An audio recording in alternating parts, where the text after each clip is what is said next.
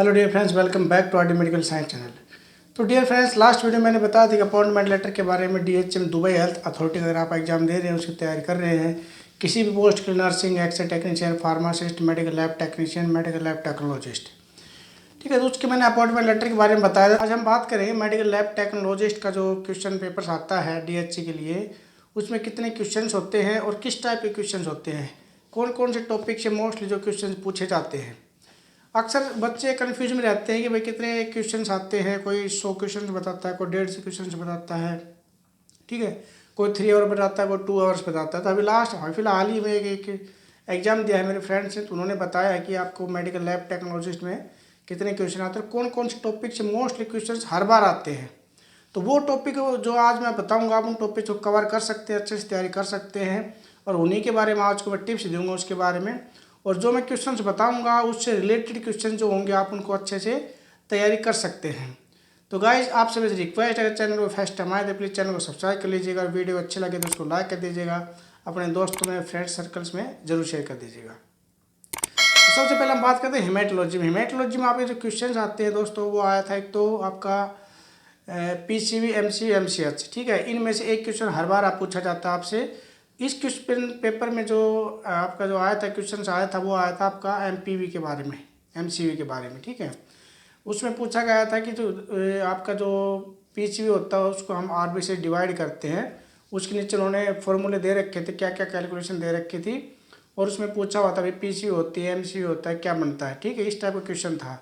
तो उन्होंने काफ़ी क्वेश्चन बताए थे मेरे को, तो मोस्ट जो क्वेश्चन मेरे को याद है वो आपको मैं बता रहा हूँ, ठीक है। और एक जो होता है हेमेटोलॉजी में आपका एक क्वेश्चन मोस्टली जो आते हैं वो आते हैं आपके एनीमिया से रिलेटेड, या तो आपका मेगलोब्लास्टिक एनीमिया होगा, पर्निशियस एनीमिया हो जाएगा, ठीक है। या फिर आपसे ये पूछ लेते हैं माइक्रोसाइटिक हाइपोक्रोमिक एनीमिया, इसमें आपका कौन से एनालाइट डिक्रीज होते हैं, PCV बढ़ेगा घटेगा क्या होगा, ठीक है, या कौन कौन से टेस्ट करवाने पड़ेंगे। तो एनीमिया से रिलेटेड आपको एक क्वेश्चन जरूर आएगा, तो आपको ज़रूर पढ़ना है। पर्निशियस एनीमिया होगा, मेगलोब्लास्टिक एनीमिया होगा, ठीक है, अप्लास्टिक एनीमिया हो जाएगा। ये सब जितने भी एनीमिया होते हैं उनके टाइप्स और उनके लिए कौन कौन से हम डायग्नोस करते हैं, ये आपका एक क्वेश्चन ज़रूर आता है इसमें से। और क्या होता है हेमेटोलॉजी में आपका ये हो जाता है, PCV हो जाएगा, एनीमिया हो जाता है, और एक ही आता है आपका हीमोफीलिया।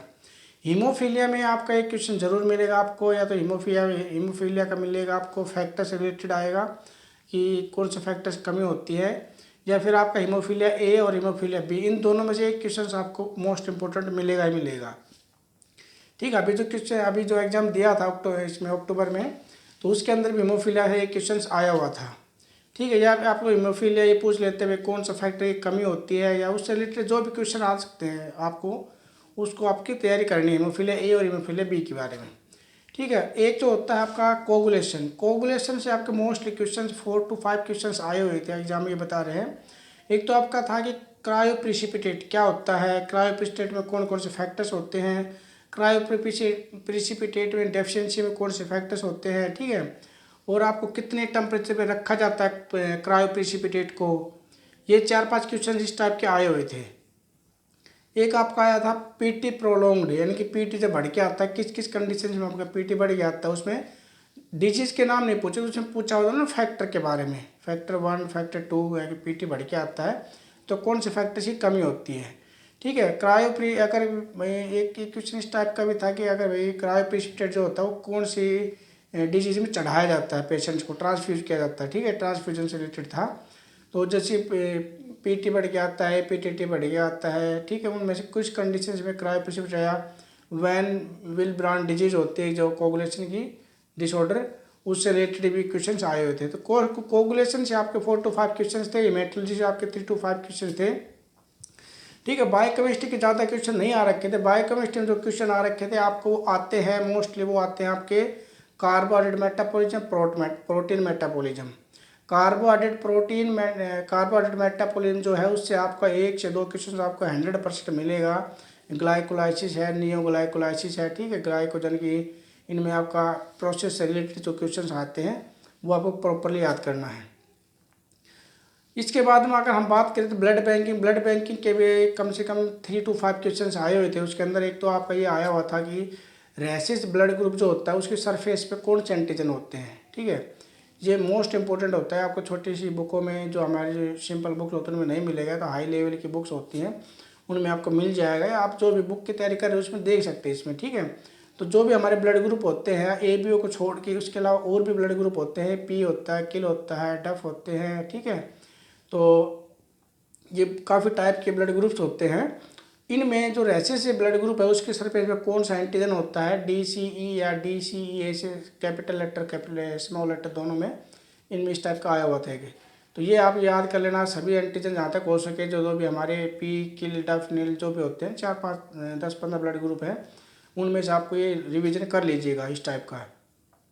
एक ही आया था कि आपका अगर कोई नेगेटिव पर्सन है, ए नेगेटिव ब्लड ग्रुप है, तो उसको हम पॉजिटिव पर्सन को चढ़ा सकते हैं क्या। ए नेगेटिव ब्लड ग्रुप है और ए पॉजिटिव ब्लड ग्रुप वाले व्यक्ति को हम इसमें ब्लड ग्रुप चढ़ा सकते हैं, नहीं चढ़ा सकते, ट्रांसफ्यूजन कर सकते नहीं कर सकते ए नेगेटिव ब्लड ग्रुप पॉजिटिव व्यक्ति के अंदर, ठीक है। इस टाइप का एक क्वेश्चन आया हुआ था। तो ये आप इस तरह से रिलेटेड जो क्वेश्चन होंगे आपके उस बुक में उनको रिविजन कीजिएगा। और एक क्वेश्चन ब्लड बैंकिंग से रिलेटेड ये था कि भाई AO फिनोटाइप और BO फिनोटाइप जो होते हैं, ये दोनों हस्बैंड और वाइफ के हैं। तो जो बच्चा होगा उसमें AB पॉजिटिव, AB जो ब्लड ग्रुप होगा बच्चा, वो कितने परसेंटेज में होगा, 10%, 25%, 100%, इस टाइप के परसेंटेज पूछे हुए। तो ये आप बनाने सीख लीजिएगा, जीनोटाइप और फिनोटाइप से ब्लड ग्रुप की परसेंटेज। अगर कि हस्बैंड का A ब्लड ग्रुप है, वाइफ का B ब्लड ग्रुप है, तो बच्चे जो होंगे AB पॉजिटिव के कितने परसेंटेज में बच्चे होंगे, ठीक है। तो इस टाइप के क्वेश्चन आप रिवीजन कर लीजिएगा। अब बात करते हैं हम इम्यूनोलॉजी की। इम्यूनोलॉजी में क्या होता है, आपके एक तो आपका जो होता है एलर्जी रिएक्शंस होती है ना, इनसे रिलेटेड एक क्वेश्चन मिलेगा आपको। और दूसरा क्या होता है इम्यूनिटी, इम्यूनिटी से रिलेटेड क्वेश्चन आए हुए थे। क्वेश्चन था कि आपका इन्नेट इम्यूनिटी जो है, इन्नेट इम्यूनिटी के अंदर नॉन स्पेसिफिक ऑर्गन कौन सा होता है, आपका लीवर है, किडनी है, ठीक है, या इन्फ्लामेशन दिया हुआ था। इस तरह से एक क्वेश्चन था इस टाइप का। काफ़ी क्वेश्चन बताए थे उन्होंने, लेकिन क्वेश्चंस क्या होते हैं, तो लेंथी होते हैं, ज़्यादा याद नहीं होते आपको, और तो अटपटे टाइप के होते हैं, अजीब से क्वेश्चन होते हैं, ठीक है।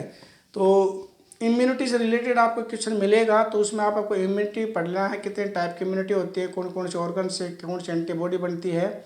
और एक ये प्लाज्मा एंटीबॉडी जो प्रोडक्शन होती है एंटीबॉडी के प्लाज्मा सेल से, तो वो आपका कौन कौन से सेल से होता है, एंटीबॉडी कहाँ से प्रोडक्शन होती है, इस टाइप का एक क्वेश्चन आया हुआ था, ठीक है। तो ये आपके इम्यूनिटी हो जाएंगे मोस्टली। और क्या क्वेश्चन थे आपके, जो ज़्यादा का जो क्वेश्चन आते हैं वो आते हैं आपको माइक्रोबायोलॉजी से। माइक्रोबायोलॉजी में स्टेफाइलोकोकस, स्टेप्टोकोकस, ये दो टॉपिक आपको 100% रटने पड़ेंगे, क्योंकि इनसे बहुत ज़्यादा क्वेश्चन आते हैं, ठीक है। तो स्टेप्टोकोकस और स्टेफाइलोकोकस, ठीक है, ये दोनों क्वेश्चन टॉपिक जो आपको रटने पड़ेंगे। इन्हीं में gram negative bacteria, gram positive bacteria आते हैं आपके, बायोकेमिकल रिएक्शंस होते हैं, और डिफ्रेंशिएट करने के लिए टेस्ट होते हैं आपके। अगर भाई जैसे स्टेफाइलोकोकस, स्टेप्टोकोकस को कैसे डिफ्रेंशिएट करेंगे, एक कैम्प टेस्ट होता है, ठीक है। तो जो बायोकेमिस्ट्री टेस्ट होते हैं वो होते हैं। और एक क्वेश्चन ये आया हुआ था कि अगर हम सैल्मोनेला टाइफी को मैकोंग के आकार में लगाते हैं कल्चर, तो उसमें किस टाइप की कॉलोनी की ग्रोथ होती है, ठीक है। मैकोंग के आकार में अगर हम सैल्मोनेला टाइफी की ग्रोथ कराते हैं तो कैसी ग्रोथ आती है, उसके अंदर कलरलेस होती है, कलरलेस विद येलोइश होती है, जो भी आपकी होती है, तो वो आप अपनी बुक में देख लीजिएगा। और यूरिन से कोई मोस्टली क्वेश्चंस नहीं आते हैं, अगर फिर भी आपको कुछ यूरिन का टॉपिक तो आपको सभी कवर करने हैं, ठीक है। Haematology, biochemistry, blood banking, immunology आपको, ठीक है, माइक्रोबायोलॉजी, बैक्टीरियोलॉजी, एनाटॉमी, फिजियोलॉजी, ये सभी आपको रटने हैं। एनाटॉमी फिजियोलॉजी एक ही क्वेश्चन था कि जो होता है हमारा बॉडी का जो बफर सिस्टम होता है, फिजियोलॉजी बफर सिस्टम होता है, तो कौन सा ऑर्गन्स होता है उसमें आपके लंग्स, किडनी, लीवर जो जो होते हैं, कौन कौन से ऑर्गन्स होते हैं, फिजियोलॉजी बफर सिस्टम के अंदर आते हैं आपके, ठीक है। एक से दो क्वेश्चन जो हार्मोन्स के आए हुए थे, बीटा से रिलेटेड थे हार्मोन्स के, तो ये थे आपके। और मोस्टली क्या था, एक CSF से आपके बहुत ज़्यादा क्वेश्चन आते हैं, ठीक है। CSF से आपके बहुत ज़्यादा क्वेश्चन आए हुए थे। और एक मेनिंजाइटिस, CSF के अंदर मेनिंजाइटिस में ग्लूकोज लो होती है, प्रोटीन हाई होता है, क्या होता है क्या नहीं होता है, ठीक है। उनको डिफ्रेंशिएट करने के लिए मेनिंजाइटिस के लिए कौन कौन से टेस्ट किए जाते हैं, मेनिंजाइटिस में न्यूट्रोफिल बढ़ते हैं घटते हैं, ठीक है। इस टाइप के नहीं, CSF के कम से कम ज़्यादा नहीं तो 5 to 6 क्वेश्चन थे आपके उस एग्ज़ाम के अंदर, ठीक है। तो क्वेश्चन कितने आते हैं, सबसे पहले आपको मैं ये बता दूँ, क्वेश्चन जो आते हैं वो आते हैं आपके 70 क्वेश्चन आए हुए थे उसके अंदर DHA MLT के एग्जाम में, मेडिकल लैब टेक्नोलॉजिस्ट। जो बच्चे BSc MLT के बेस पे एग्ज़ाम देते हैं, बैचलर डिग्री के बेस पे एग्ज़ाम देते हैं, उसमें 70 क्वेश्चंस आए हुए थे आपके और 2 आवर का टाइम था, ठीक है, 2 घंटे का टाइम था, 70 क्वेश्चन आपके आए हुए थे इसके अंदर। तो इनमें से जो है आपके CSF आपको बहुत ज़्यादा रट के जाना है, CSF से रिलेटेड जितने भी क्वेश्चंस होंगे आपको बहुत अच्छे से देखने हैं, ठीक है। और माइक्रोबायोलॉजी के अंदर जो चैप्टर मैंने आपको बताया, स्टेफाइलोकोकस, स्ट्रेप्टोकोकस, ये सभी आपको अच्छे से याद करने हैं। इनके अलावा जो और आपको माइक्रोबायोलॉजी जेनेटिक है वगैरह है, और आपका लॉग फेस है, लैग फेस होता है, इन सब से रिलेटेड भी आपको क्वेश्चन देखने होते हैं, क्योंकि जेनेटिक मटेरियल जो होते हैं उनसे रिलेटेड भी होते हैं, क्वेश्चन आ जाते हैं, ठीक है। तो ये सब क्वेश्चंस आए हुए थे एग्जाम में। आप इनसे रिलेटेड आपको जो भी पढ़ना है, इनसे आगे पीछे क्वेश्चन जितने भी क्वेश्चंस होते हैं ना, सभी आपको देखने पड़ेंगे, ठीक है। ये मैंने आपको इंपॉर्टेंट क्वेश्चंस बताए हैं, और भी बहुत सारे क्वेश्चन थे, मुझे भी इतने ज़्यादा याद नहीं है कि भाई कितने क्वेश्चन, क्योंकि क्वेश्चन एक तो क्या होता है कि लेंथी होते हैं बहुत ज़्यादा, तो आपको याद नहीं हो सकते। और हाँ, एक इंपॉर्टेंट चीज़ और बता देता आपको, इसमें आपको जो ऑप्शन मिलेंगे वो 5 ऑप्शन मिलेंगे, ठीक है। हमारे जो मोस्टली गवर्नमेंट एग्जाम्स होते हैं उन सभी में आपको 4 ऑप्शन से मिलते हैं, लेकिन यहाँ पे 5 ऑप्शन मिलेंगे आपको, ठीक है। तो सिमिलरली ऑप्शन मिलेंगे आपको मिलते जुलते से, ठीक है। तो आपको 5 ऑप्शन मिलेंगे, वो 5 ऑप्शन आपको मिलते जुलते मिलेंगे। आप यानी कि आप सोचोगे भाई इसका ऑप्शन ए भी हो सकता है, ऑप्शन बी भी हो सकता है।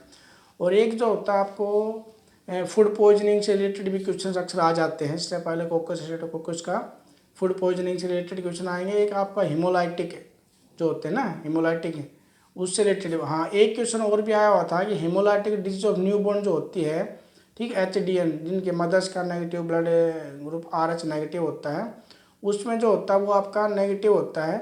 तो वो उसमें ये क्वेश्चन आया हुआ था कि कौन सी एंटीबॉडी ट्रांसफ्यूज होती है। अब वो सबको पता होता है IgG होती है, बट वो IgG आपकी बच्चे से मदर में जाती है या मदर से बच्चे में आती है प्लेसेंटा के थ्रू, ठीक है। इस तरह का क्वेश्चन था, उसको थोड़ा घुमा रखा था इन लोगों ने। तो ये इस तरह के सभी क्वेश्चंस आपको पढ़ लेने, जो जो टॉपिक मैंने बताए हैं ना, वो तो आपको उनको आप रिवीजन कर लीजिए, नोट डाउन कर लीजिएगा, ठीक है। आपको हेमेटोलॉजी में एनीमिया, हीमोफीलिया, कोगुलेशन से PT, हेपेटिटी और जितने भी फैक्टर्स होते हैं ना, उन सभी फैक्टर्स के बारे में पढ़ना पड़ेगा, ठीक है। PS के बारे में, माइक्रोसाइटिक हाइपोक्रोमिक कब आता है, इन सब के बारे में, RBC की शेप वगैरह होती है। माइक्रोबायोलॉजी के अंदर आपको ये 2 टॉपिक जो मैंने आपको बताया, स्टेफाइलोकोकस, स्ट्रेप्टोकोकस, और CSF का टॉपिक आपको मेनिंजाइटिस से रिलेटेड बहुत सारे क्वेश्चंस आए हुए थे, ठीक है। बायोकेमिस्ट्री क्वेश्चन बहुत ही कम थे, 1 से 2 क्वेश्चन, पर ये नहीं कह रहे नहीं आते टॉपिक की, ये कि हर बार क्वेश्चन चेंज करते हैं।